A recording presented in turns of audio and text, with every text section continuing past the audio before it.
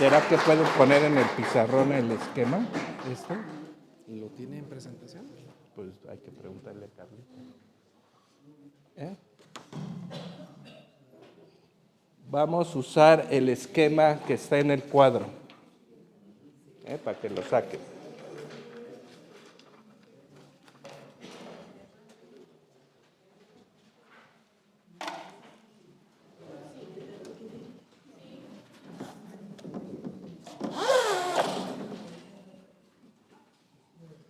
¿Sí lo podremos proyectar? ¿Quién es el que trae las proyección? ¿Sí?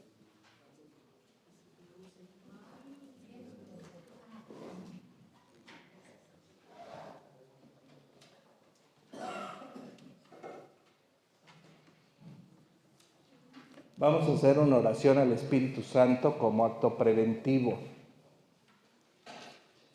Ven, Espíritu Santo, recibe la consagración completa y absoluta de todo mi ser que te hago en este instante de mi vida, para que tú seas mi luz, mi guía, mi fuerza y el amor de mi corazón. Me abandono sin reserva a tus operaciones divinas. Hazme dócil a tus santas inspiraciones. Oh Espíritu Santo, transfórmame con María y en María en otro Cristo, para alabanza y gloria de su nombre y para el bien mío y de la Iglesia. Gloria al Padre, al Hijo y al Espíritu Santo. En el nombre del Padre, del Hijo y del Espíritu Santo. Bueno, la buena noticia del volumen 12 es las primeras nociones del fiat, porque en todos los libros de Luisa anteriores al 12 no se habla del fiat. Hasta este volumen 12 de edad se habla del fiat como una buena noticia y como nociones que no tenemos hasta el momento en que Luisa las recibe. Porque cuando hablamos del fiat pensamos en María, ¿verdad? En el fiat del Angelus, ¿verdad? Cuando el ángel le anuncia a María, o el fiat de Jesús en la agonía del huerto. Pero entonces Jesús le da varias nociones importantes sobre el fiat, que no nada más es esto que conocemos, ¿verdad? Lo vamos a ver. Entonces, Carlita, ¿nos puedes poner el esquema cuadriculado? Sí, proyectado. Miren, tenemos 2, 4, 6, 8 citas que están del lado derecho en el recuadro. No las vamos a leer porque es un montón de cosas. Yo vertí las nociones en los cuadritos. Entonces, ahorita que nos lo coloquen, lo novedoso de esto, y lo leyó el Padre Carlos, es que dice Jesús que Él renueva la vida en el mundo cada 2000 años. Entonces estamos ahorita terminando los terceros 2000 años. Desde la creación de Dios en Adán y Eva hasta Noé son 2000 años. Del diluvio y de la nueva creación con todas las criaturas, ¿verdad? Hasta Jesús son 2000 años. Y de camino de iglesia, pues ya tenemos 2000 años. Entonces ya son 6000 años de caminar de la humanidad y se han pronunciado un fiat en cada proceso. Lo vamos a ver ahorita. El fiat creante fue el que se le atribuye al Padre, aunque en el fiat concurren las tres divinas personas, pero al Padre se le atribuye la creación, ¿verdad? Ya saben. Al Hijo se le atribuye la redención, porque Él fue el que dio su vida por nosotros en la cruz para la redención del mundo y la salvación de todos. Y el tercer fiat es el de Luisa, es el fiat santificante, ¿verdad? Entonces, como que esto nos da mucha luz porque podemos decir el fiat es el poder obrante de Dios en la creación. Por eso, hágase la luz y se hizo la luz. Hagamos al hombre, ahí se incluye la Trinidad, ¿verdad? en la creación del hombre, están las tres divinas personas diciendo fiat, hagamos al hombre a nuestra imagen, y se hizo el hombre, ¿no? Entonces, el fiat, ¿qué es? No es simplemente decir que sí, es el poder obrante de Dios para obrar y crear las cosas y las criaturas. Entonces, el fiat que pronuncia Dios, pues lo pronuncia él solo. Cuando tiene que venir la redención, lo tiene que pronunciar una criatura, y fue María. Porque María, como decía alguien, atrae al Verbo para que se encarne. Y María tiene que pronunciar su fiat no nada más como un consentimiento, sino pronunciarlo unida al poder creante de Dios. Por eso Jesús es concebido en su seno, porque es el poder de Dios que lo concibe. No es el sí de María simplemente, sino el prodigio de la voluntad de Dios que quiere que el Verbo se encarne en el seno de esta Virgen. Es un fiat. Y el fiat de Luisa, pues ya lo estamos viendo, es que pueda venir esta santidad divina a manifestarse en el mundo para que entonces la gloria de Dios sea completa y se manifieste la santidad de Dios en la tierra como en el cielo. Entonces Luisa también pronunciará un fiat unida al poder obrante de Dios. Porque el fiat yo lo puedo pronunciar, pero si no está unido al poder obrante, es simplemente una palabra. O un consentimiento humano. Sí, fiat más o menos es sí quiero, hágase tu voluntad. Pero lo prodigioso del fiat divino es que obra la omnipotencia creadora de Dios. Para que vayamos entendiendo el fiat, ¿no? Entonces aquí tenemos, ¿verdad?, el cuadrito. El primer cuadro lo vamos a leer de abajo para arriba. ¿Por qué? Porque habla de la creación primera de las cosas hasta la renovación de Noé, que son los 2 primeros milenios, ¿no? Entonces vamos de abajo para arriba. ¿Cuándo se pronunció el primer fiat creante? Cuando Dios dijo, fiat lux, hágase la luz. Pero si se dan cuenta, cuando decimos que es fiat lux, no es la luz del sol, porque después dice que crea las lumbreras para iluminar el día y la luna para alumbrar de noche. Entonces, el fiat lux es la criatura angélica, porque los ángeles son seres de luz purísima y perfectísima, porque los ángeles son criaturas. Entonces Dios creó el mundo angélico. Cuando dijo fiat lux se refiere a la vida de los espíritus perfectos y puros que llamamos ángeles.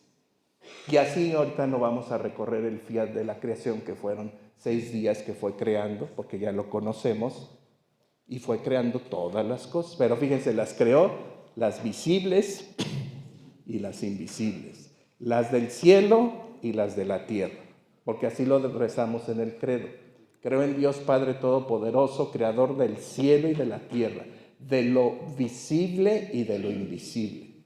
Entonces el fiat es todo el acto creante de Dios para dar vida a sus criaturas y a todas las cosas.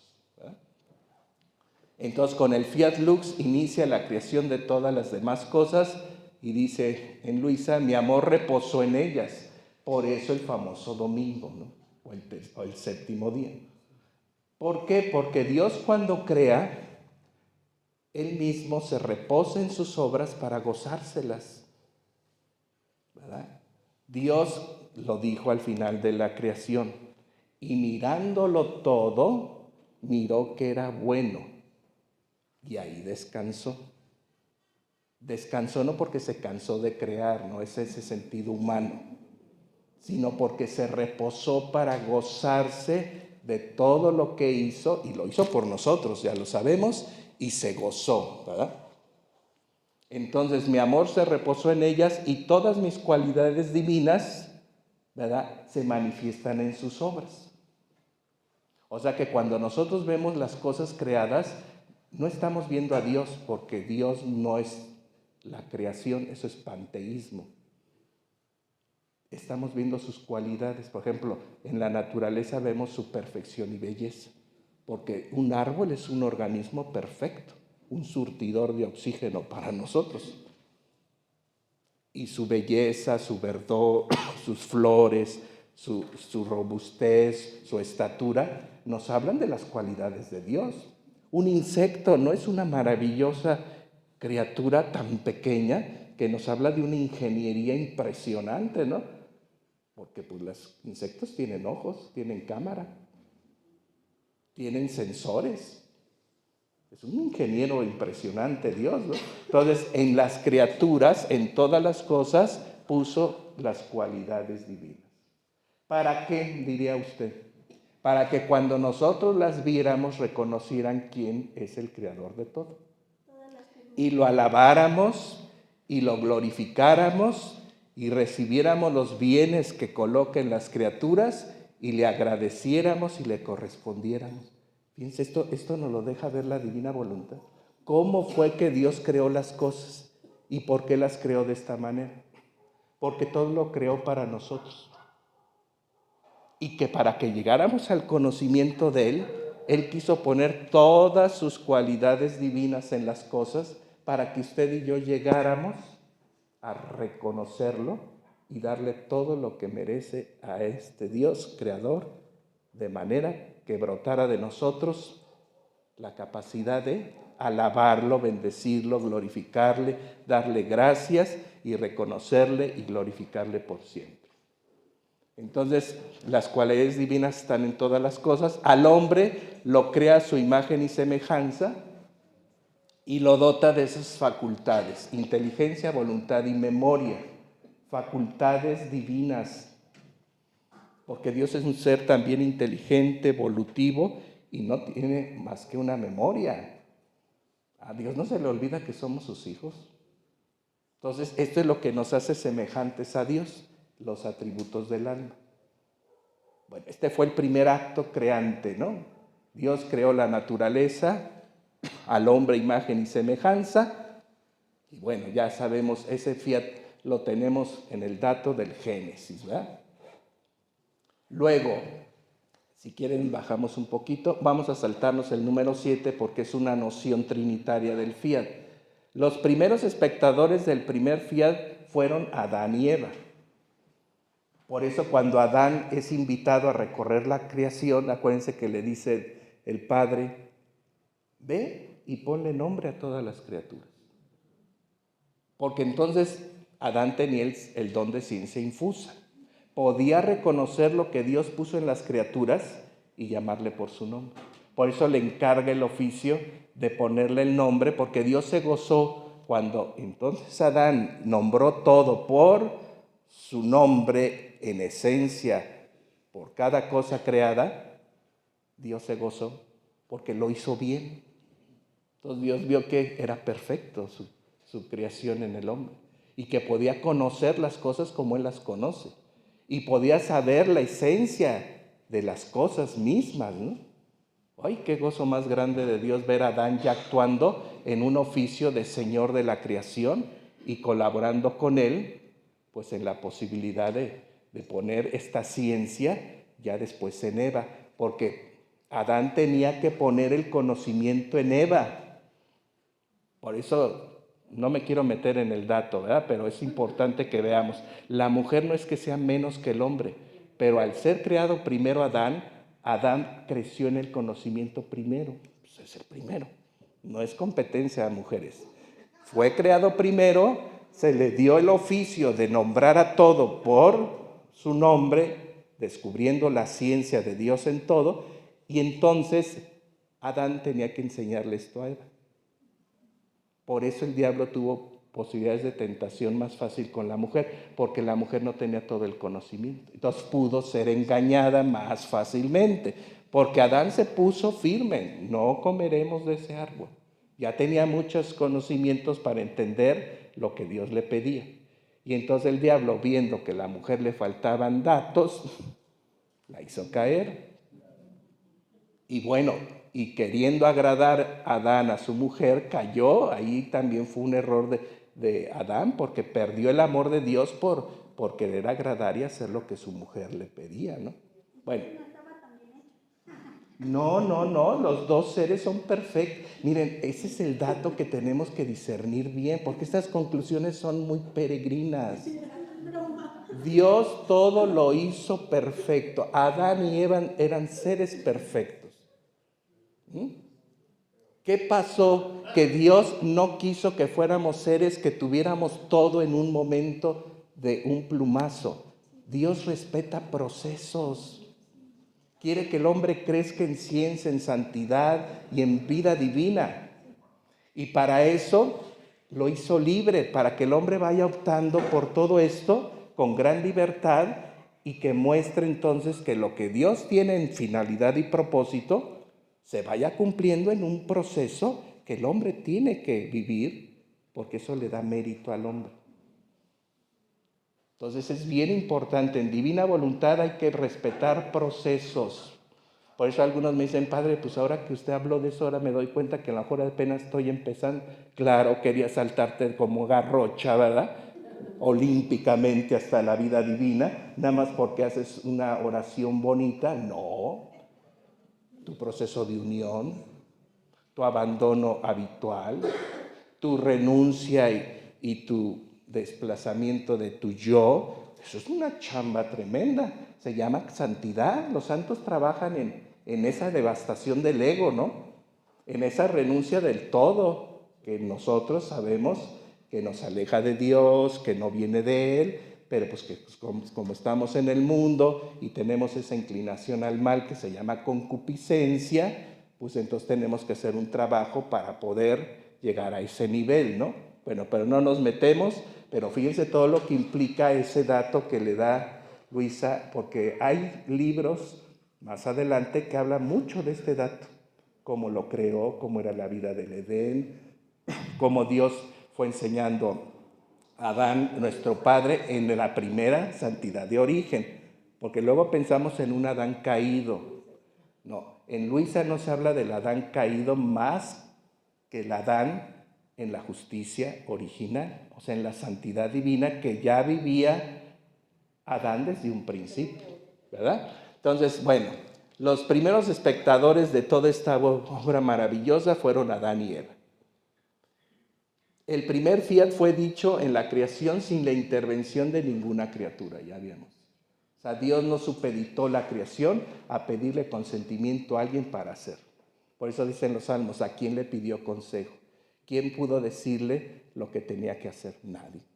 Dios en su soberanía y en su poder creador decidió hacer lo que tenemos como creación bellísima, porque Él así lo quiso y no supeditó eso a nadie ni a nada, ¿verdad?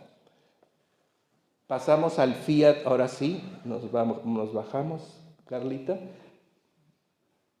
No digo bajarnos así. Vamos al fiat redimiente, ¿verdad? Que es el segundo. El segundo fiat redimiente se le atribuye a Jesús y a María. Por eso dicen las conjunciones, ¿no? La primera conjunción que tuve a bien vivir fue con la Santísima Virgen María para poder venir al mundo y hacer la obra de redención. La segunda conjunción es Jesús con Luisa para traer la santidad divina al mundo, en este sentido para hacer plena la obra y la finalidad de Dios en el hombre.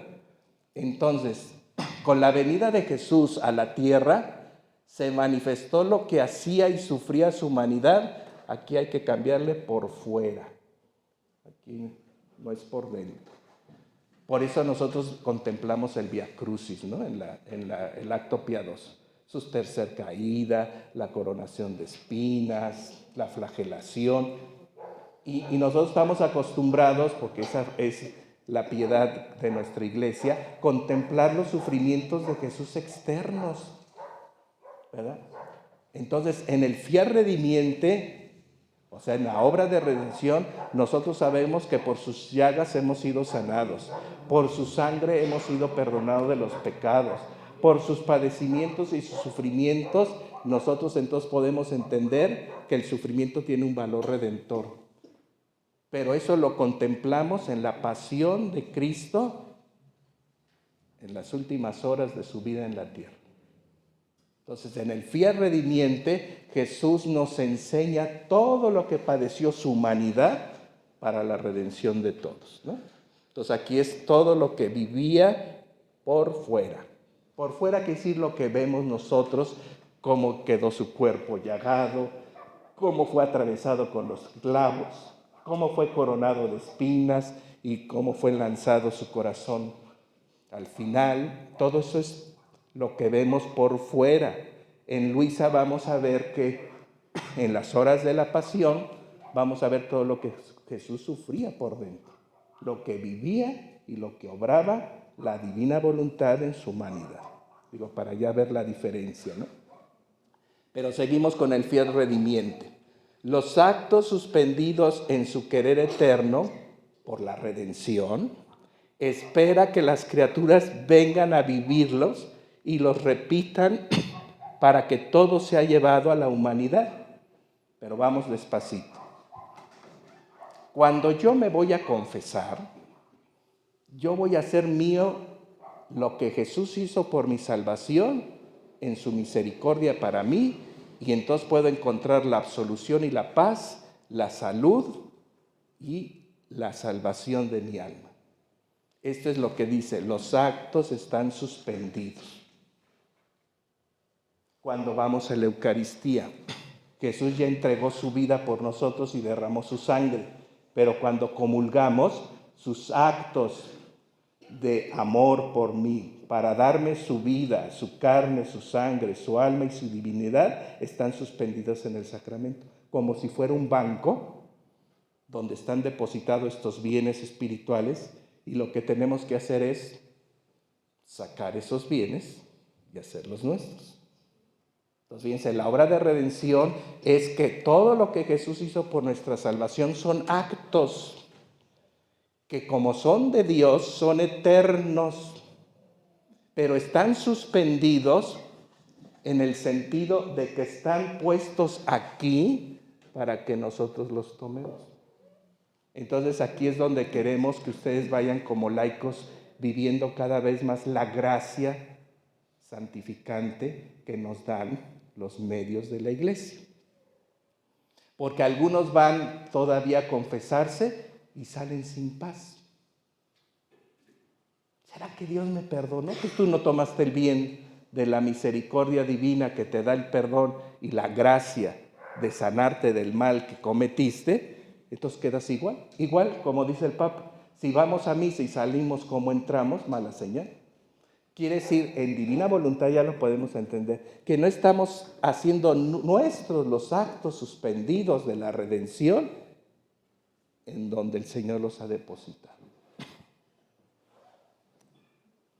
Por ejemplo, esta gracia de unión en el matrimonio.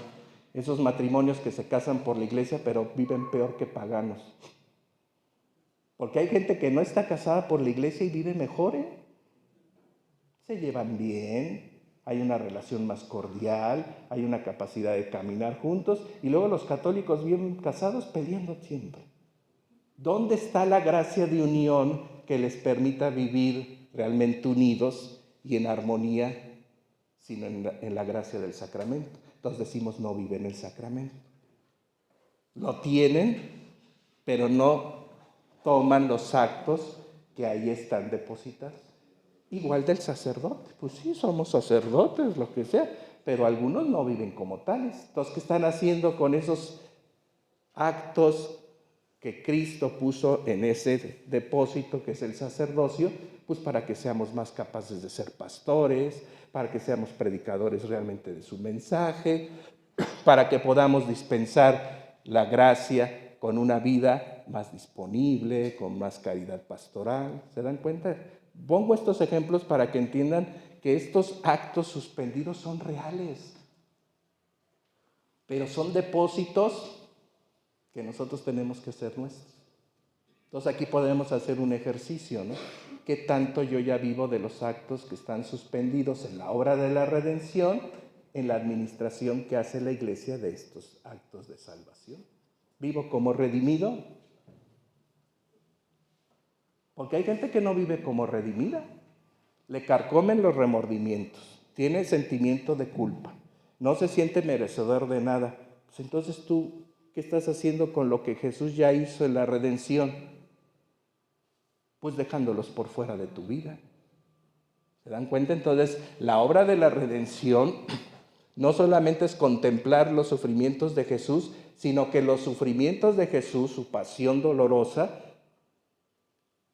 hizo que Jesús obrara en favor nuestro y dejara esos bienes por los cuales Él aceptó el sufrimiento y padeció por nosotros, para que se convirtieran en bienes de salvación en la medida que los creamos, que vayamos por ellos, por eso son los sacramentos, y que vivamos de los efectos de esos bienes que yo creo y soy capaz de participar de ellos. Entonces uno, si hace una buena confesión, sale maravillosamente, ¿cómo decimos?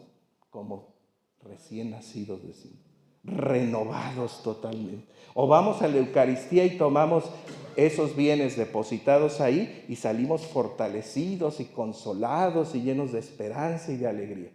Entonces quiere decir que ya estamos viviendo la obra de redención. Pero en divina voluntad nos da este conocimiento. A mí me gusta saber que esos actos divinos, eternos, suspendidos, ¿por qué? Porque mientras no haya la buena disposición y la fe de tomarlos, pues esos actos están en Jesús, pero fueron hechos para ti. Entonces hay que aprender a tomarlos. Se necesita fe para poder tomar eso, creer que realmente Jesús murió por mí, creer que realmente su sangre tiene el poder del perdón de los pecados y saber que se administran esas gracias en los depósitos que Jesús ha dejado. Porque no lo voy a tomar en cualquier lado, sino lo voy a tomar donde Dios lo ha depositado, en sus grandes misterios. Son los sacramentos, por ejemplo. Entonces, ahora, ya vividos estos dones de gracia en divina voluntad, yo puedo tomar estos bienes y ofrecérselos a otros. Ese ya es otro nivel. Por eso lo primero tenemos que ver, yo los vivo y los aprovecho y vivo sus efectos, es un primer plano. Pero para quien ya vive la redención en divina voluntad es que tú puedes tomar eso que tú ya vives y llevárselos a otros. Eso es divina voluntad. Entonces no nada más me quedo yo disfrutando de la salvación que me da Jesús, sino sé que esos actos suspendidos, esto es divina voluntad, los puedo tomar, los puedo repetir y los puedo llevar a todos. Por eso digo, ¿quién está ahí ahorita? No. Aunque lo puedo verbalizar en tomo todos tus bienes, Padre, y los llevo a todas las criaturas. Sí, está bien hecho el giro, pero que sea un acto que porte la gracia que Jesús en su acto divino quiere para todo y en giro lo lleves, que no lo llevas tú, lo lleva el poder obrante de Dios, pues ese ya es un nivel de participación, yo diría, en la vida divina que tiene este oficio y este encargo, que Dios quiere que haya almas de este tipo para que lleven todo a todos, ¿no? Digo, para que se ubiquen, ¿verdad? Porque pues no nada más es decirlo. Del dicho al hecho hay un buen trecho, ¿verdad? Para llegar a estos niveles, por eso estamos en el acto redimiente. ¿Quién es candidato a vivir en divina voluntad? Sí, pero en el sentido práctico. Quien vive completa la redención de Cristo en su vida.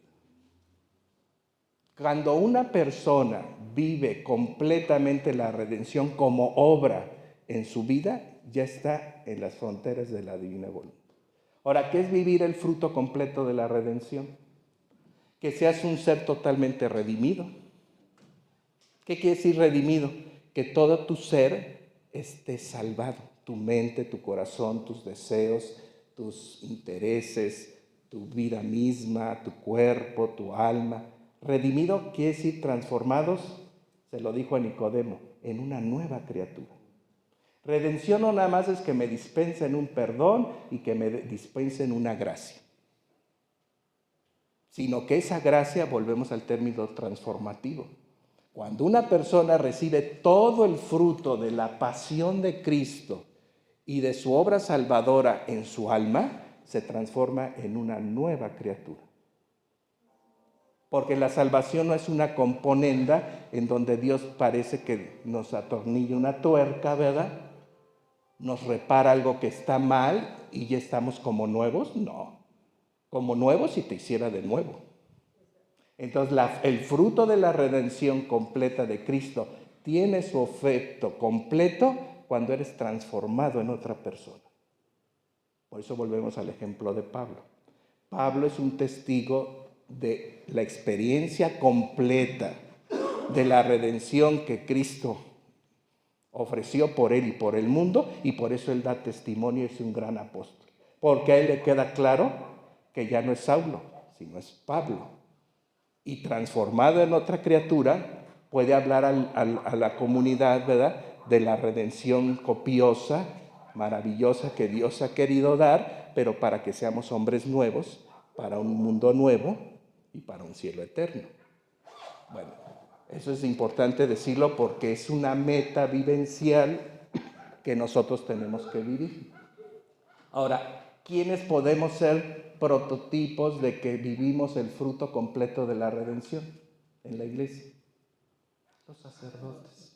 Así que, hermanos presbíteros, si tú que eres el ministro de la reconciliación, el que dispensas las gracias al pueblo, y tú mismo no vives el fruto completo, pues por eso le enseñamos a la gente a vivir las cosas a medias, porque nosotros las vivimos a medias. Entonces nosotros estamos cualificados, no por nosotros somos como la burra del Balaam, ¿no? No, por lo que somos sacerdotes en Cristo, otros Cristos. Ese es el sacramento nuestro de los ordenados. No nada más somos sacerdotes para un oficio, sino somos otros Cristos para ser portadores del fruto completo de la redención al pueblo. Por eso también en divina voluntad el sacerdote va a tener un lugar muy importante, porque seremos portadores del don de la divina voluntad para el pueblo, así como de la redención, de la santificación. El primer sí en el fiat redimiente se pidió a María. Gracias a María vino el Verbo al mundo, porque el Verbo no podía venir sino para encarnarse y hacerse hombre para redimir todo lo que el hombre es. Y tenía que venir en alguien que pudiera tener condiciones de recibirlo. Por eso María es especialísima. Purísima tenía que ser. Bendita tú entre todas las mujeres. No va a haber otro prodigio de ese sentido en nadie. ¿Por qué? Porque el Verbo se hizo carne en María. María atrae al Verbo y nos lo entrega para ser el Salvador y sea posible toda la obra de redención para todos. Entonces aquí ya lo sabemos, atrajo a la tierra al divino Redentor y del fiat mihi de María salió la redención. Esto es de nosotros los católicos. María es corredentora. No porque ella salve, sino porque está asociada a la obra de redención.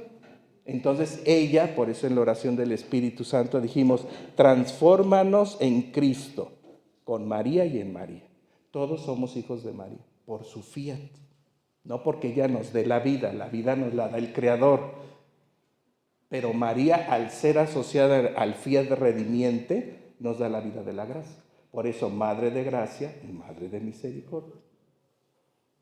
¿Verdad? Entonces, María, pues es un ser especial y bueno, divina voluntad habla suficientemente de ella como madre y reina, pero entonces brota de su fiat, ¿verdad? Y de su capacidad de que, habiendo ella vivido realmente la divina voluntad en la tierra como en el cielo, es lo único que atrae al Verbo para encarnarse. ¿Por qué Jesús bajó al corazón de María? porque ya era el cielo en la tierra. Jesús no iba a dejar el cielo por venir a otro lugar que no le diera gloria, ni honra, ni decoro, ni todo lo que recibía en el cielo como verbo del Padre. Entonces María viene a ser el cielo de Jesús en la tierra, ¿verdad? Entonces, el origen en el tiempo de Jesús, el origen de Jesús como hombre en el tiempo, es María, es el fiat de María. El verbo es eterno, como el Padre es eterno. Pero Jesús, al hacerse hombre, tiene un comienzo y un término en la tierra, porque es verdadero hombre, ¿no? Entonces, el comienzo de Jesús en el tiempo es el fiat de María Inmaculada. Porque si ella no le dice al ángel, hágase en mí, y dando su consentimiento, uniéndolo al don obrante de Dios, María no es entonces posible que lo reciba. Entonces podemos decir que María es todo esto está en los libros, no es redacción mía, es redacción literal de los libros. Es origen del tiempo, en el tiempo de Jesús, el fiat de María Inmaculado, cuyo distintivo fue su perfecta virtud y pequeñez. O sea, María tenía la capacidad de poner en Cristo, para Él, como madre, toda su perfección y su virtud divina. Porque eso es lo que le ofrecía María a Jesús, lo que nadie le ofrece, lo que nadie le daría. Por eso ella es la primera que le ofrece por todos todo lo que Dios merece. Ese es el mérito de María. Por eso Jesús se consuela en ella, descansa en ella, es su Edén y su paraíso en la tierra. Porque María, viviendo en divina voluntad, le ofrece en un acto lo que todas las criaturas le deben, o lo que no quieren darle los hombres. Porque Dios, se han oído que con un alma que le dé todo por todos, Él se consuela y se le olvida el pecado del mundo. Fíjense lo que es Dios. Porque dice, si me da esta criatura todo lo que me deben todos, ¿para qué estoy pensando toda la deuda que me tienen todos si esta solita me da todo por todos? Entonces le olvida el mugrero de nosotros. ¿Por qué? Porque consolándose en ella y recibiendo real y verdaderamente lo que todos debíamos darle, Dios encuentra su satisfacción y entonces, digamos así, cambia de humor y ya no se enoja con tanto pecador y entonces vuelve a tomar la decisión de ver cómo nos salva. Digo, por eso Dios tiene paciencia, porque siempre hay alguien que le consuela y le da lo que, repito, nadie le da. Y ahí se siente él bien servido, diría yo. Eso es divina voluntad. Por eso Dios quiere almas hoy que también, como María y como Luisa, pues le demos en un acto divino que es de Él, pero que lo logremos llegar a vivir, lo que no podemos sino decirle, Señor, pues recibe el amor que tú mereces, que solo tu voluntad puede dar, y que esa voluntad, estando en mí, puede hacer que ese amor, esa gratitud, esa adoración, realmente la recibas porque opera la divina voluntad en mí, para ti. Esa es divina voluntad. Es algo muy alto, muy grande. Bueno, ¿hay otro cuadrito más abajo? Creo que no. ¿Y es todo? Así, seguimos. Antes de seguir, ahorita que decía ahí en ese cuadro, ¿En este? la maternidad de María nos viene junto con su fiat. No sé, yo tenía siempre la idea que la maternidad de María nos venía de Cristo en la cruz, cuando le dice a San Juan, he ahí tu madre, hijo, he ahí tu madre, mujer, he ahí tu hijo. Y la segunda duda que tenía ahorita... Bueno, primero eso. Cuando ya Jesús le dice a María, he ahí a tus hijos, es que le está confirmando su maternidad. No se la está dando en ese momento. Se la está ratificando. ¿Por qué? Porque ya el fruto completo de la redención está hecho en su muerte Por eso todo está consumado. Y entonces María viene a ratificar que realmente Dios la eligió desde un principio a ser madre. Entonces el fiat de María es el sí a todo lo que le va a pedir. Acuérdense que los actos divinos son completos, no se les olvide eso. Cuando María hace su fiat, está haciendo un acto completo. Pero eso no quiere decir que ella sabe todo lo que implica la obra completa de Dios. Volvemos a los procesos. María no sabe todo y todo lo guardaba en su corazón y lo meditaba. ¿Qué quiere decir eso? Que María, aunque estaba llena de gracia, no es Dios, es criatura y tiene que aprender a descubrir el plan providencial de Dios. Entonces ella sabe que es madre del Verbo divino y por lo tanto de todos aquellos que van a ser redimidos por Él, porque ella está asociada a la obra de redención.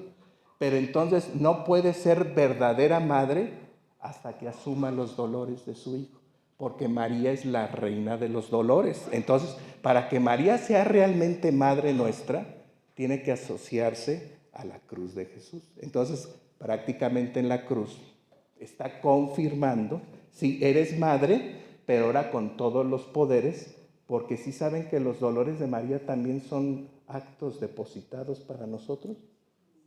Se llaman los méritos de la Inmaculada Concepción. ¿Se han oído ese dato?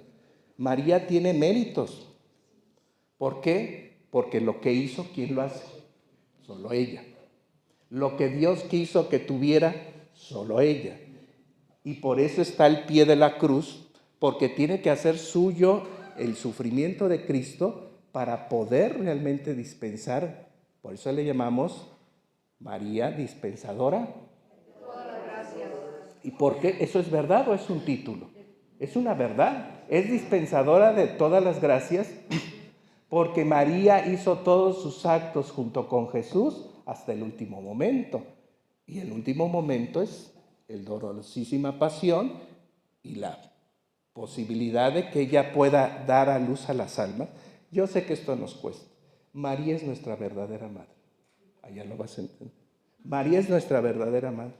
Claro, Dios es el autor de la vida y el creador de todas las cosas, pero en Cristo, con Él y en Él, María es tu mamá. Pero espérenme tantito, ¿sí no? Espérenme tantito, porque tenemos que lograr, y ya si hay tiempo hacemos preguntas. Entonces, estos tres fiats, ya para meterme al sentido trinitario, los fiats están como asociados a la Trinidad. El Padre se le atribuye la creación, la redención al Hijo y la santificación al Espíritu Santo. Por eso tenemos que ser muy devotos del Espíritu Santo, porque si queremos santidad y el autor de la santidad es Dios, sí, pero el que se le atribuye esta obra es a la tercera divina persona. Por eso decimos, creo en el Espíritu Santo, Señor y dador de vida. ¿De qué vida está hablando el credo? De la vida divina. Creo en el Espíritu Santo, Señor y dador de vida. No es la vida natural, porque esa es obra de la creación en el fiat creante. Se habla de la vida divina y Él es el Señor, o sea, el Señor es el que manda, el que decide las gracias que te va a dar, los grados de unión, la transformación y la consumación. Es el Espíritu Santo el que la da.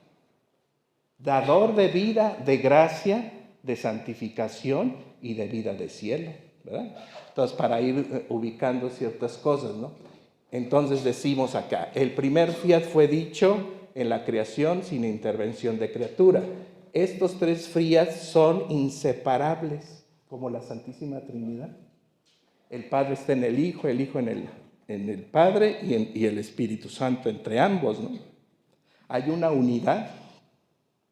Por eso esa consumación en la unidad de la que hemos hablado, que es la gracia principal de Luisa, es unión en la Santísima Trinidad, substancial, Y es la gracia que quiere, bueno, ya lo dijeron, Padre, que sean uno como nosotros y yo somos uno. Esto es un dato bíblico. La consumación en la unidad es la gracia definitiva para vivir en Dios, en gloria y en eternidad. La cosa es que Dios ya la quiere bajar al cielo. Digo, a la tierra, del cielo a la tierra. Ese es el dato. Porque esto es normal. Dios, para llevarnos al cielo, nos tiene que consumar en su unidad en el misterio de la Santísima Trinidad. Pero siempre nosotros sabíamos que esto era en el cielo. Pero ahora nos sale con los libros del cielo que lo quieren manifestar este don de la consumación en la unidad aquí en la tierra. Qué grande va a ser el tiempo del reino de la divina voluntad cuando ya se manifiesten las almas. Porque ahorita nosotros estamos en la aurora. Está el despunte de esta luz, de este conocimiento, de este acontecimiento de la tercera renovación, ¿verdad? Porque viene una tercera renovación, ahorita lo vamos a leer y vamos a ver cómo va a ser. Entonces, estas tres fiat son inseparables, reflejo de la Trinidad, son uno y trino, pero distintos entre sí, porque una cosa es la creación, otra la redención y otra la santificación, y tienen un mismo origen, la omnipotencia divina. ¿Verdad? En este tercer fiat, llama a Luisa para el cumplimiento de estos últimos tiempos, que es que venga la santidad de Dios a vivir en la tierra a través de estas almas que serán los pequeños hijos de la divina voluntad. Este es el anuncio. Es sorprendente, inconcebible e inaudito. Nadie había dicho esto. Por eso esto tiene sus asegúnes, porque ¿cómo es posible que Dios haya dejado esto sin decirlo en la tradición, sin tener un dato claro en la Biblia? ¿Por qué ahora en una revelación privada? No, porque esto es revelación privada, para que sepan. Son escritos dados a una santa, si así la iglesia bien lo reconoce, y pasan a ser revelación privada.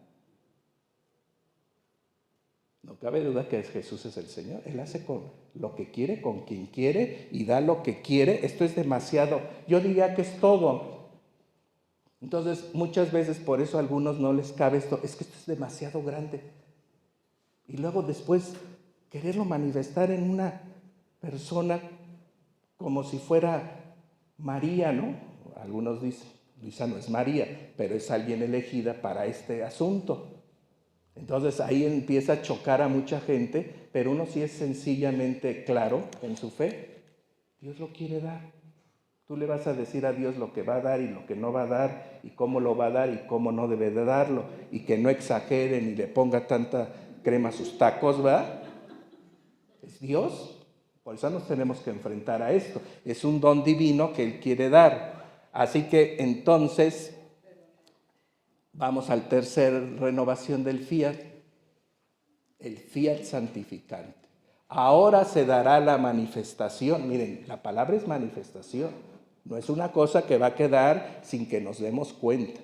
Va a ser una manifestación en la que la divina voluntad, ¿verdad?, nos va a mostrar, porque la divina voluntad es la luz de Dios, la luz divina, nos va a mostrar cómo es que vivía Jesús movido por la divina voluntad. Entonces, por eso aquí es hacia afuera y aquí veremos lo que Jesús vivía hacia adentro.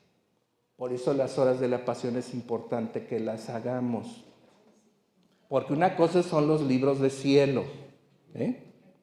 Pero si quieren ustedes contemplar lo que principalmente Jesús quiere enseñar en este tiempo, es cómo vivía Jesús en sus dos naturalezas. Jesús es verdadero hombre y verdadero Dios. Tenía voluntad humana y tenía voluntad divina. Y la voluntad divina obraba en su voluntad en una unión hipostática, ¿verdad, padres? La unión hipostática solo es del verbo. Nadie podremos tener esa condición hipostática con Dios.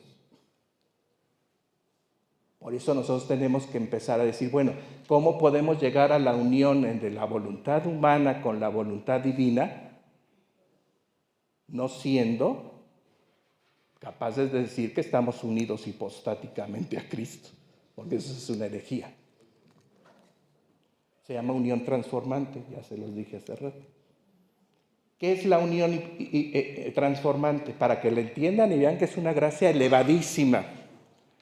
Es un reflejo de la unión hipostática en nosotros. Un reflejo. Como nosotros somos hechos a imagen y semejanza de Cristo. Entonces aquí lo podemos decir. Somos hombres capaces de llegar a ser hijos de Dios a semejanza del Verbo en una unión como si fuera la unión hipostática. Entonces, para ver los presbíteros que estudiamos teología, ¿qué les parece eso? Es una gracia enorme. Es una unión que solo a Dios se le puede ocurrir dar algo tan grande que tiene que ver mucho con lo que es su encarnación y su unión con la humanidad. Pero es que solo así se puede llegar a la divina voluntad.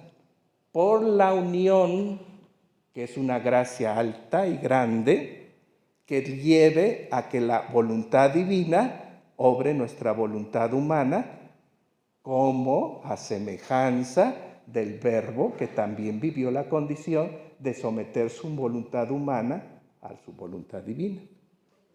¿No los enredo?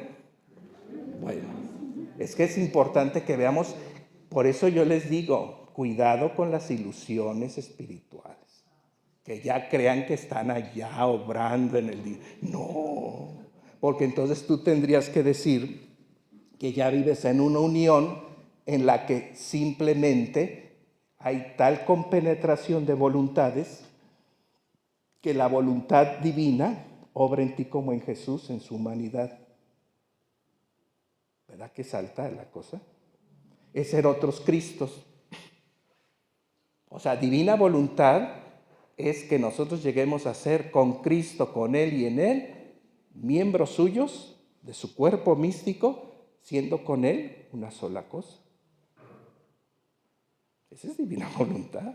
Es bellísimo y atractivísimo y posible hoy, porque Dios lo está diciendo que es posible. Entonces hay que echarle ganas a caminar con el Señor, ¿no? Ahora, esta era de vivir en mi querer para complementar mi gloria en el hombre y el eslabón de conjunción será Luisa y la corte de pequeños hijos de la divina voluntad. Entonces aquí está la invitación para nosotros. Luisa ya fue el segundo eslabón para esa obra de santificación y ella también será un privilegio que Dios quiso darle a ella, pero para los fines de su obra. Pero dice que esa corte somos nosotros. Corte son los hijos de la divina voluntad que viviendo en el camino que Luisa nos abrió, alcanzaremos el don de la divina voluntad y obraremos en modo divino. Pues es una invitación maravillosa, ¿no? Entonces nosotros debemos de aceptar que, miren, aquí nadie está por equivocación. Nadie viene a mí si yo no lo llamo. Aceptemos la llamada, como decía el Padre. Dios nos está llamando, respondamos. Pero sepamos pagar los 100 pesos, ¿no? O sea, nos está llamando algo muy fuerte, tenemos que ser capaces de irnos entregando, de irnos renunciando. Y como decía aquí en los textos de Luisa, cuando Luisa ya empieza a tener duda, dice, bueno, pues aunque quieras salirte, ya no se puede, ya es demasiado tarde. Le dice en otro texto, Luisa, ya es demasiado tarde. Ya no hay vuelta de hoja ni camino de regreso. ¿Verdad? El sí de Luisa atraerá el reino de la divina voluntad a la tierra como en el cielo, en el cumplimiento de la promesa hecha en el Padre Nuestro. Esta es otra cosa que pues, nos debe de llamar la atención, que esto fue prometido desde la oración que Jesús enseñó y nunca nos habíamos dado cuenta. Porque lo rezábamos, venga tu reino y hágase tu voluntad. Y fíjense, dice hágase. O sea que está en veremos. Entonces nosotros estamos pidiendo desde la primera iglesia primitiva y desde los primeros apóstoles, estamos pidiendo que se cumpla la promesa. ¿Por qué? Porque Dios ha prometido que se hará su voluntad en la tierra como en el cielo. Entonces estamos en el tiempo del cumplimiento de la promesa. Estamos en el tiempo en que se puede cumplir la promesa si somos atentos y fieles. Luisa ya inauguró este tiempo, es la tercera renovación. En este tercer fiat llama a Luisa para el cumplimiento de estos últimos tiempos y será un arcoíris de paz.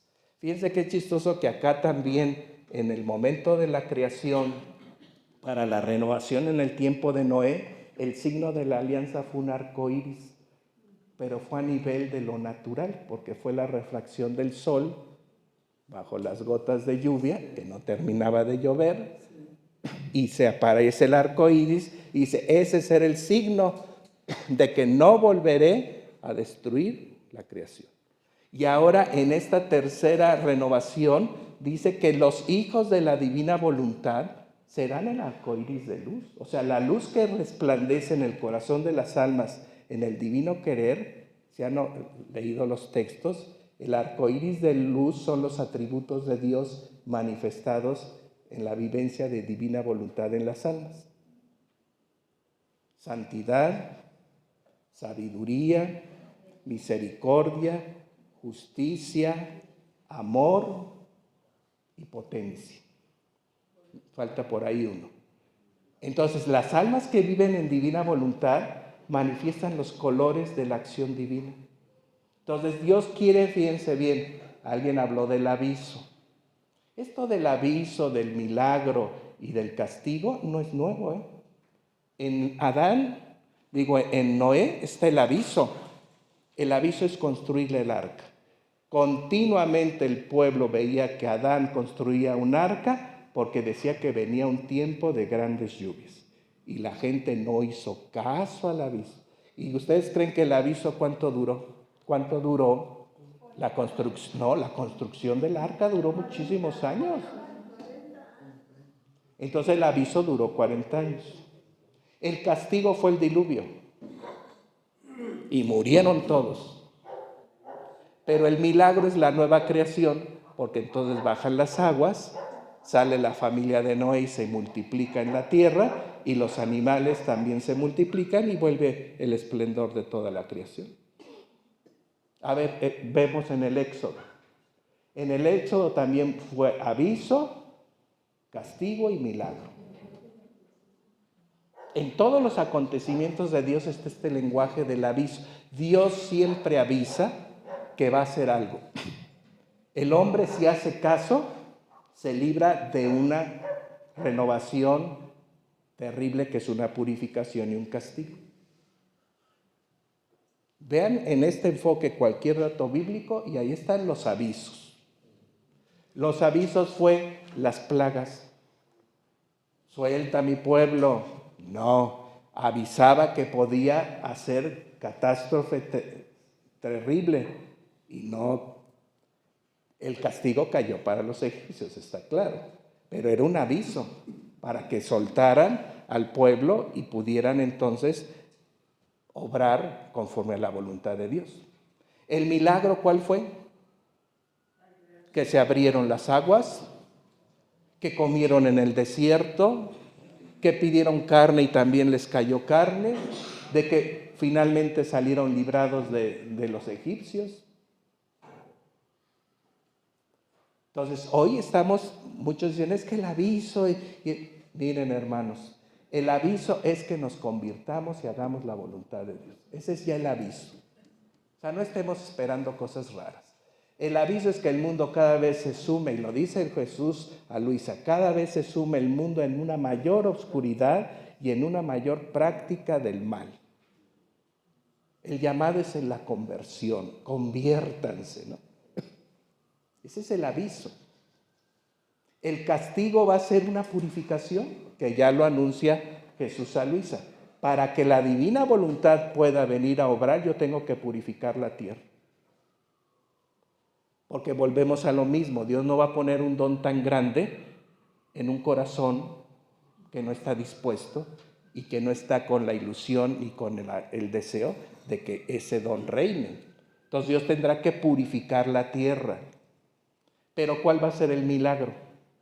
Que llegaremos a vivir la divina voluntad. Entonces, si nos ubicamos en esos mensajes del aviso y de todas esas cosas que por ahí se oyen, que cosas raras, Aquí en los libros del cielo está marcado. El gran milagro es la renovación de todo este tiempo en esta generación para el reino de la divina voluntad. Esa es la buena noticia. Pero que no se hará sin que Dios avise. Dios ya nos lo está avisando. Y ya vemos signos de que si no hay una respuesta clara, pues es necesario no castigo, sino purificación. Entonces estamos a 6,000 años de la pedagogía de Dios que no cambia, siempre ha sido la misma. O sea, Dios no tiene sino una manera de ser y de obrar. Dios no es una cosa y hace hoy, otra hace mañana. Dios es uno en su obrar. Entonces hoy por eso es importante estos escritos. Porque Luis es como una trompeta de aviso, de buena noticia, Voy a venir a reinar de un modo todo nuevo y divino. Pero entonces tendré que preparar a la tierra para que así sea. Y les doy el aviso para que se preparen. Entonces, para los que tienen inquietud en ese tema, pues ahí está, en divina voluntad. Póngase a vivir la voluntad de Dios. Deje que Dios le purifique. Porque la mejor preparación a la divina voluntad es nuestra propia purificación. ¿O no, hermanos? Ustedes ya entienden. Nos tenemos que... Miren, yo desde que vivo divina voluntad me veo como en feria. Y no lo digo como queja, sino como constatación real de que Dios nos está purificando a los que queremos, nos agarra en serio, y muchas cosas de las que yo he vivido los últimos años han sido muy purgantes. Yo a veces hasta le digo, se me hace, Señor, que a mí ya me estás adelantando el purgatorio. Sí, se los digo en serio. Cosas fuertes. Y lo voy a decir porque pues es necesario para la vivencia. Para vivir divina voluntad tenemos que tener suficiente equilibrio psíquico. Óiganlo bien. Porque cuando vienen estas purificaciones, estas preparaciones divinas, para disponernos a recibir las gracias de unión y la posibilidad de vivir un día divina voluntad, se requiere mucha fortaleza física y psíquica. Porque cuando empezamos a experimentar ciertas pruebas, hay gente que no es resiliente, No hay resiliencia, entonces te vas para abajo. O sea, tengan cuidado. Si le van a decir que sí al Señor, lo dice Eclesiástico 2, acuérdense. Si has de ponerte a mi servicio, porque divina voluntad es ocupar un puesto y cumplir un oficio. Lo dijo el Padre ahorita que tenemos que ocupar el puesto de vivir en ella para llevar a otros. Y ocupar el oficio del giro, de que algún día lo podemos hacer con efectos divinos, para poder ayudar a todos. Porque Dios lo quiere y lo va a hacer. Entonces Dios, para preparar a esta corte, tiene que purificarnos y tenemos que fajarnos. El que quiera ponerse a mi servicio, prepárese para la prueba. Y hay de aquellas rodillas vacilantes y de las manos caídas, porque no sabemos orar y no sabemos tener firmeza para las cosas de Dios. ¿Qué va a hacer de ti? Dice el Eclesiástico 2, cuando el Señor te llame y empiece la prueba. Entonces, esta es la buena noticia, ¿no? Que el Señor hará una obra maravillosa, no tengan miedo. Ahora, ¿cuál va a ser su consuelo y su fortaleza para que pasen por las pruebas más cañonas, Daniel? A ver, Daniel, que también anda por esos caminos de la amargura. ¿Cuál es tu fortaleza ante lo que has vivido fuertemente? Contemplar a Cristo en su pasión. Y entonces uno dice, a mí no me pasa nada, contemplando lo que mi Señor ha sufrido, y nos consolamos viviendo nuestras cositas frente a la inmensidad de la pasión, el dolor y la grandeza del corazón de Cristo. Entonces ahí es donde nos equilibramos y decimos, bueno, no pasa nada, el Señor está conmigo. Aparte yo, por pecador, podría sufrir hasta más que esto. Pero mirando a mi Señor, me consuelo, y el consuelo es divino, Entonces uno entra en una capacidad de sufrimiento que uno dice, no, si no conociera a Dios, ya hubiera tirado la toalla, ya le hubiera echado la culpa a Dios de todo lo que me pasa, y a lo mejor me desquicio y me amargo la vida y hasta abandono la iglesia, ¿no? Sí, porque el sufrimiento no es fácil llevarlo. Entonces, fíjense bien, 3 renovaciones, 3 fiats, 3 procesos en milenios, porque no estamos hablando de ayer, sino en tiempos largos que la providencia sí ha querido decidir que se haga ese camino. Y entonces nosotros ahorita podemos decir, estamos entrando a este segundo milenio, y tenemos que estar claros que el libro del cielo nos está preparando para lo que viene. Entonces somos dichosos porque podemos oír. Dichosos los oídos que oyen, dichosos ustedes que ven, ¿verdad? 10 minutitos. Y entonces, entonces yo, al menos que conocí esto, dije, ándale pues, yo necesitaba este conocimiento. Yo necesitaba haber nacido en este tiempo, porque es una gracia grandísima. Como decimos, no lo merecemos, pero Dios elige el tiempo, la generación y las personas que pueden estar disponibles para esta obra tan grande, porque es una obra, pues como la redención, ¿no? La redención es una obra grandísima en la que Cristo tenía que venir al mundo y tenía que ofrecer redención y poner hasta su vida de por medio para darnos seguridad y esperanza de vida y de eternidad, ¿no? Qué grande es la obra de redención. Pues igual la obra de la santificación es muy grande.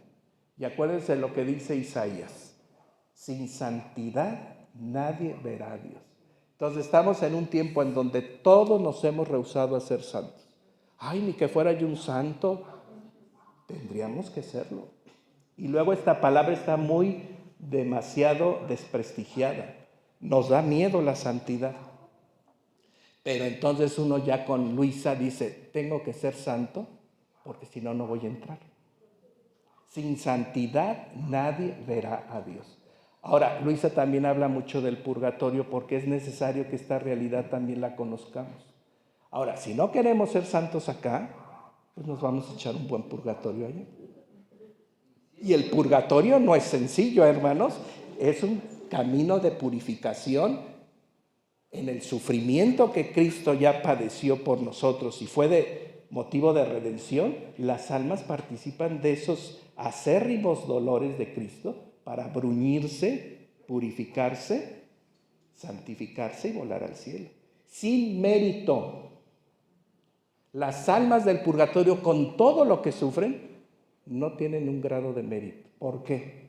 Porque lo está haciendo la divina voluntad como el último recurso para que no te quedes afuera y se cumpla su propósito. O sea que si Dios no interviene, tú no haces nada nunca. Por eso no hay mérito. Porque en el purgatorio lo que obra es la divina voluntad para cumplir la finalidad y el propósito por la que fuimos creados, que es tener vida divina y santidad en Dios. Entonces, ¿qué es lo bonito de acá abajo para terminar? Que todo lo que hagamos en camino hacia la divina voluntad tiene mucho mérito. Entonces hay que echarle ganas, porque aquí sí vamos a ganar. Sí saben que en el cielo hay muchas moradas, hay grados de gloria y de participación divina. Entonces, en la medida que los pequeños hijos de la divina voluntad van haciendo su camino con todo lo que implica, vamos ganando mucho mérito. Y esos méritos tendrán recompensa, ¿sí? Y hasta premios cuando son verdaderos méritos grandes que el Señor pide en este sentido. Entonces hay que echarle ganas. Que la gente no lo entiende, que dicen que tú estás quién sabe dónde, que la verdad que estás soñando con... No, ustedes y yo tenemos que hacer nuestro camino. Tenemos que perseverar en todo, ¿verdad? En la oración, en el sacrificio, en la mortificación, en el abandono, en la iglesia que es la madre que nos acoge y nos cobija, en los sacramentos, en todo, en divina voluntad. Acuérdense que los actos siempre buscan la plenitud de la obra de Dios. Entonces, cuando nosotros ya estamos en este camino, no nos debemos de conformar que decimos, yo rezo, voy a misa diario. No, usted tiene que ir viendo qué otros medios le da Dios para su santificación y tiene que perseverar en ello, ¿verdad? Participar en esto, que Dios le da como medio precisamente para llegar al fin, ¿no? Entonces ahora sí las preguntitas para estos 5 minutitos. Yo no era pregunta, quería hacer un comercial para ayudar al padre que pudiera conocer más esto de la maternidad y que adquiere el libro de la Reina del Cielo, porque ahí ella nos platica. Sí, sabes que hay un libro de Luisa que se llama La Reina. Es bonito porque ahí habla de cómo María recibe todas sus gracias de elección en todos sus momentos, ¿no? Desde su concepción inmaculada, de su nacimiento, de su presentación en el templo. O sea, toda la vida de María está descrita ahí en el libro y habla de las gracias que ella y cómo llega a las prerrogativas que tiene ella. Es hermosísimo, ¿no? Es una lectura para un día, para un mes. Normalmente decimos que en mayo, pero se puede hacer así en cualquier momento una lectura. Sí, tiene razón. ¿Me cuenta en qué consiste esa maternidad y cuándo se le da? Desde la Inmaculada Concepción. Es que Dios da todo en un momento. A nosotros nos dio ya todo. Desde que nosotros somos concebidos, somos hijos de Dios. Desde el principio nos dio ya vida divina y nos dio el don de hacer actos divinos. Es que en Dios no es como nosotros que tenemos que ver si funciona la cosa, si vas a responder, si va a funcionar esto. No, esa es mucha imperfección. Dios es perfectísimo. Cuando quiere dar algo, lo da todo y completo. Por eso la traición de Judas le dolió muchísimo, porque todo lo que quiso poner en esa alma se perdió absolutamente. Y de ahí le viene el dolor de la pérdida de todo lo que pudo haber sido esa persona y despreció el seguir el camino. Entonces, Dios es perfecto. Tenemos ya todo, por eso debemos animarnos. Es más, el germen de vivir en divina voluntad lo tenemos desde la concepción. Desde que Dios asigna un alma espiritual a nuestro cuerpo y nos influye con su aliento de vida, nos da todo el proyecto de vida en él. Y como el fiat es el poder obrante de toda la vida, de todas las criaturas y de todo lo que Dios ha deseado, especialmente para nosotros, el fiat está ya como germen en todos. Entonces tenemos que saber eso para decir, no es que yo necesito hacer algo para ganármelo, sino desarrollar la semillita que se sembró y ser buenos cultivadores en la tierra que somos para el Señor. Padre, pero esa semilla se nos da en el sacramento del bautismo, la participación de la vida divina, ¿no? El primer esposorio de Dios para la criatura es en la concepción, lo dice el libro del cielo. ¿En qué parte viene a ser el bautismo? El bautismo es la gracia que puede hacer posible que ese germen desarrolle la vida cristiana, la vida en Cristo y la vida divina. Desde la concepción, léanlo, yo no tengo memoria para todo, son 36 volúmenes, pero dice, desde la concepción, ¿qué es el esposorio? La unión de Dios con el hombre. Para que es el matrimonio espiritual. A ver, si Dios nos da el esposorio desde la creación, ¿por qué nos tenemos que bautizar? Y Luisa, que ya era bautizada, ¿por qué recibió la gracia mística del desposorio? Porque necesita Dios seguir abonando para que lo que se sembró tenga las gracias suficientes para hacer el proceso y el fruto deseado. Fíjense cómo Dios, por eso a él le gustó la parábola del sembrador. ¿No es la semilla la que tiene la potencia de vida? Sí, pero habrá que regar esa planta, cultivar esta cuestión y a fortalecer ese proceso para el desarrollo. Eso es lo que nos toca a nosotros. Ahora, cuando decimos que esto es así, entonces estamos diciendo algo muy importante para que sepan, católicos. Todos somos hijos de Dios, no nada más los bautizados, para que se enteren. Todos somos hijos de Dios por el acto creador, donde Dios lo ha dicho en el primer hagamos al hombre a semejanza nuestra. No dice bauticemos a los hombres para que puedan llegar a ser semejantes a nosotros. Esto es divina voluntad, es el acto creador de Dios que desde el principio le da toda la prerrogativa a esta criatura de ser hijo de Dios. Y para que sea hijo de Dios, tiene que entrar a la unión con su Creador, porque no hay vida divina sin unión con el Creador. Entonces, por eso desde la concepción está el germen de la vida divina, por la unión del alma espiritual que Dios ha creado para desde el principio, si no, no fuera una obra perfecta. Si Dios desde el principio no decide esto para nosotros, entonces ahí hay un vacío.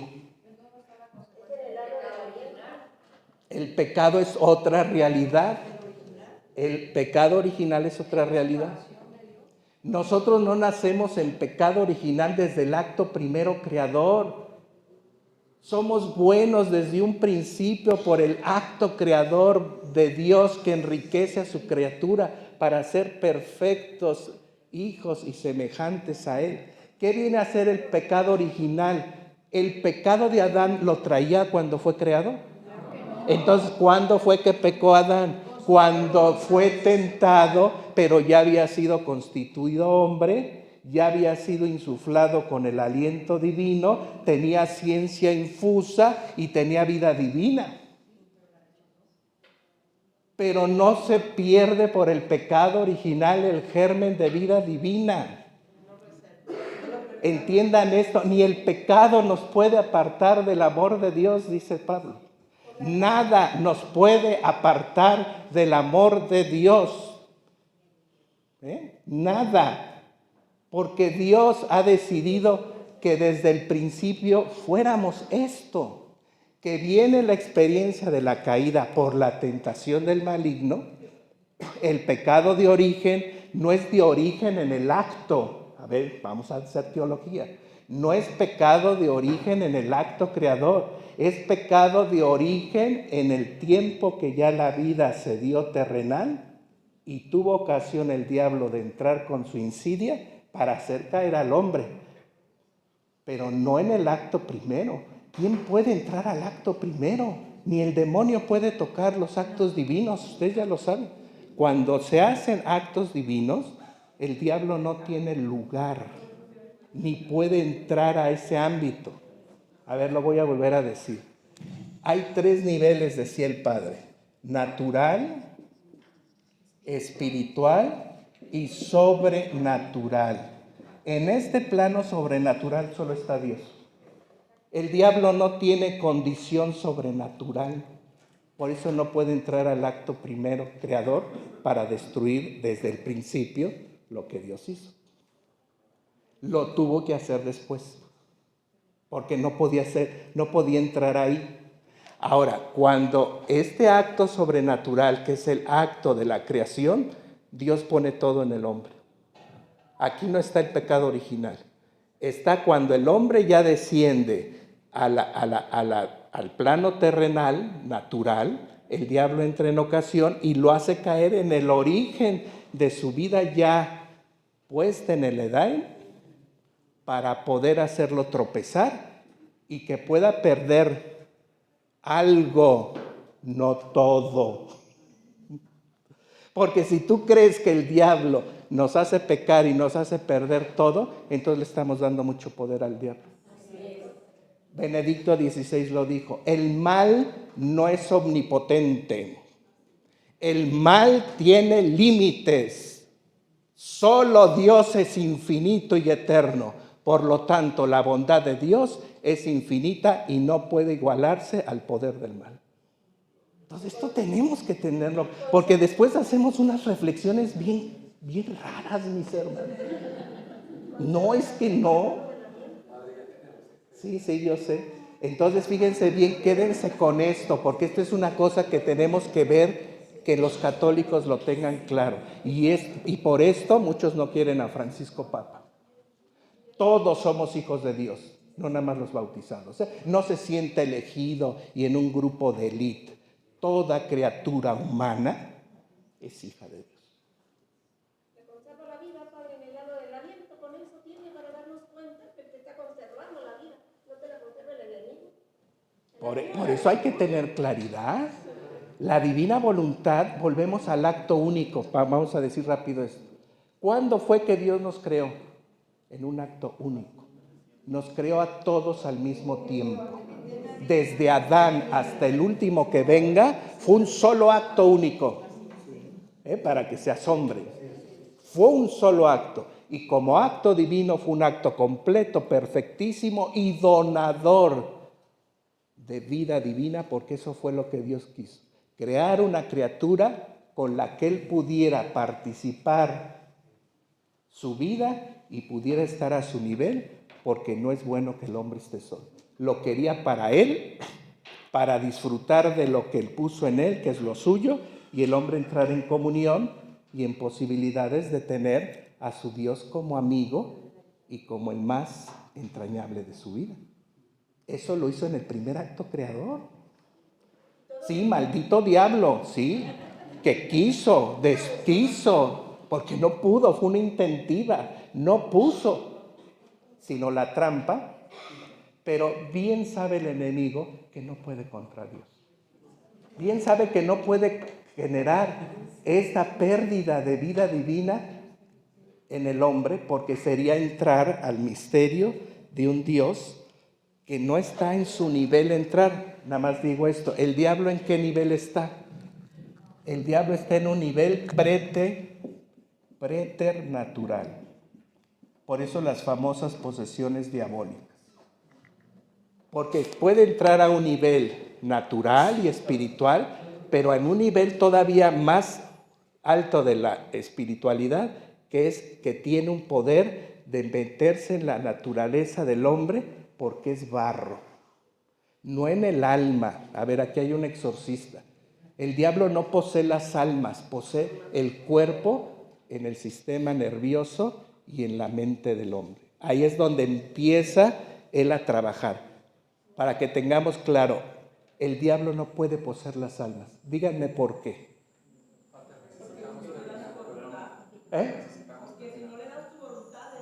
No, porque ustedes saben que nosotros somos inhabitados por la Santísima Trinidad. ¿Sí saben eso? En nosotros habita el Padre, el Hijo y el Espíritu Santo, y su habitación es nuestra alma. Entonces, ¿cómo puede entrar el diablo donde habita el Creador en su misterio potente de la Trinidad? Entonces, por eso la teología moderna, hoy lo estamos diciendo, no puede poseer el diablo las almas. Posee al hombre en su sistema nervioso, en sus mentes y sus emociones, que las mueve, y puede mover a la persona con un títere, pero no porque posee el alma. Entonces, este dato se los doy para que entiendan que el diablo no puede entrar en este nivel. Bueno.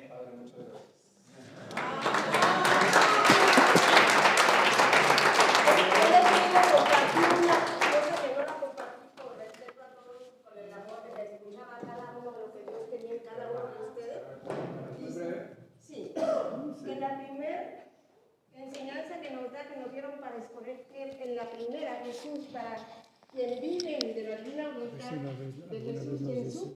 Hermanos, este es el retiro del que les hablé.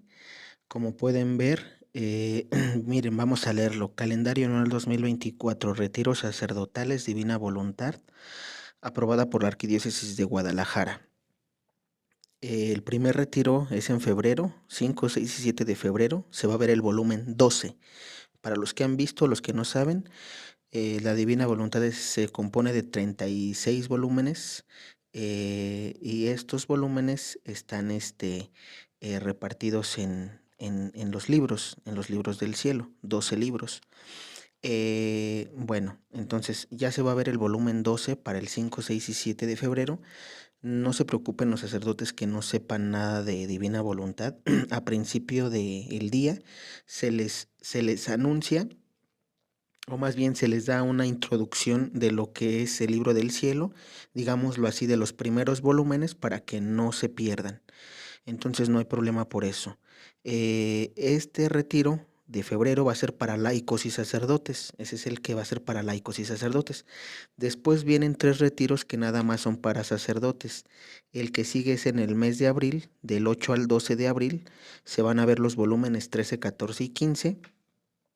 Para junio, 10, 11 y 12 de junio se va a ver el volumen 16 y 17, y para el mes de agosto se van a ver el volumen, para el 5, 6 y 7 de agosto se van a ver los volúmenes 18 y 19.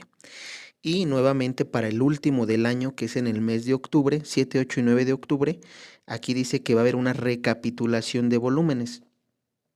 Entonces, si va a haber una recapitulación de volúmenes, obviamente quiere decir que simplemente es un resumen del volumen 1 o 12 hasta el volumen 19. Es muy importante que sepan eso porque el mes de octubre también estuviera muy bien que fueran los laicos con un sacerdote. Recuerden que este es para laicos y sacerdotes. Si no vas acompañado de un sacerdote, no vas a poder ingresar a este retiro. Es muy importante aclarar esto. Entonces, vamos a seguir leyendo la Casa de Ejercicios Casa de Ejercicios del Sacerdote. Esta es la dirección. Voy a acercarlo lo mejor que pueda para que puedan ver. Vamos a acercar todo. Estas son las fechas para que puedan tomar captura de pantalla para los que quieran. Aquí están las fechas, lo dejo un ratito para que ustedes vean, se vea más grande y no haya problemas. Repito, el de febrero, 5, 6 y 7 es el que viene y al que me gustaría que fueran muchos hermanos. Ahora sí vamos a pasar ya a lo último, que es el lugar donde se va a llevar a cabo los retiros de Divina Voluntad. Casa de Ejercicios del Sacerdote, está ubicado en la calle Alfredo R. Plasencia, número 1025, en Guadalajara, Jalisco, México. Para los que no sepan más o menos si llegan en avión, hay taxis que te pueden llevar directamente de allí, saliendo del avión, ahí mismo dentro, digamos, de la agencia, puedes contratar un taxi que son como Uber y que te pueden llevar a esta dirección. Más o menos el costo está en los 500 pesos mexicanos, que en dólares serían más o menos los 25, entre 25, 30 dólares. Te saldría el costo de saliendo de Guadalajara, del aeropuerto de Guadalajara, a este lugar, a esta dirección. El costo está en 30 dólares aproximadamente, para que también vayas contemplando los gastos. Obviamente ida y vuelta serían 60 dólares. Cuando salgas, para volver a irte de regreso de donde vienes, y así como cuando llegas para llegar a esta casa de ejercicios del sacerdote. El encargado, el asesor diocesano, es el presbítero Carlos Javier Díaz Vega, licenciado. Y si tienes alguna duda, te voy a dejar este correo electrónico que espero que se pueda ver. Es lo más grande que puedo hacer. asesor.divinavoluntad.gdl@gmail.com. O bien puedes marcar, de hecho, tienes que registrarte al número 99 91 63 49 52. Es muy importante que se registren. Para los que son, quiero dejar algo claro. Aquí voy a dejar.